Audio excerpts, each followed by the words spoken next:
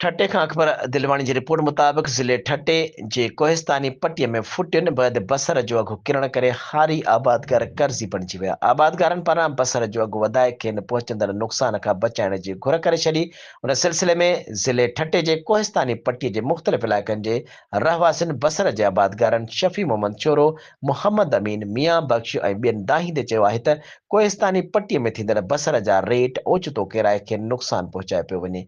हुननि चयो त हिक तरफ़ ॿिज भाण दवाऊं तोड़े ज़मीन जी खेड़ी महांगी आहे त असां वॾा कर्ज़ खणी उहे फसल पोखियूं था त फसल लहण शर्त उन्हनि जा रेट वापारी हिक हटी क़ाइमु कंदे किराए था छॾीनि।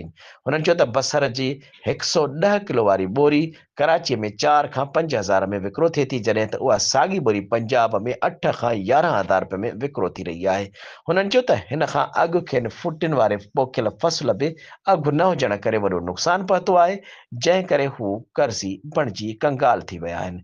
हुननि घुर कई त बसर जा रेट पंजाब या सिंध में वधाए खेनि वधीक नुक़सान ऐं परेशानी खां बचाए वञे। यादि रहे त ज़िले ठटे में बसर सां गॾु टमाटो लहणु शर्त उन जो पिणु वापार तोड़े टमाटे जे अॾनि वारनि हिक हटी क़ाइमु कंदे अघ घटाए छॾिया आहिनि, जंहिं करे टमाटे जा आबादगार बि सख़्तु परेशान आहिनि, जिन खे पिणु पहुचंदड़ नुक़सान सबबु मथे ते हथ अची विया आहिनि। यादि रहे त ठटे ज़िले में पाणीअ जी खोट सबबु हूअं ई फसल सोकड़ जो शिकार बणिजी विया आहिनि ऐं मथां वरी बचियल फसलुनि खे पाणी तोड़े अॾे वारनि हिक हटी क़ाइमु कंदे अघ घटाए खेनि ॿिन्ही हथनि सां फुरण में मसरूफ़ बणियल आहिनि। आबादगार सिंध सरकार खे नोटिस वठण ऐं बसर टमाटनि समेत समूरनि तयारु फसलुनि जा अघ वधाए आबादगारनि खे पहुचंदड़ नुक़सान खां बचाइण जी घुर कई आहे।